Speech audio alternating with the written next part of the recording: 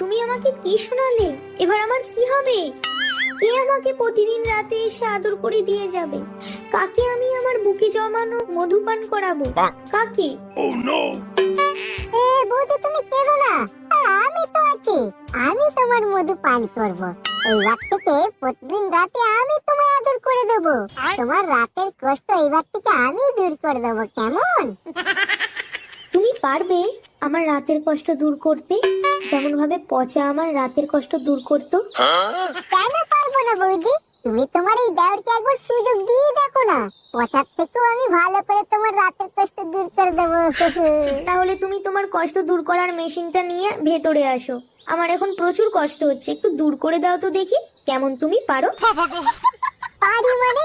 তুমি শুধু দেখোই না, আমি কেমন 1 মিনিটের মধ্যে আমার এই কষ্ট দূর করার মেশিন দিয়ে তোমার কষ্ট দূর করে দিচ্ছি।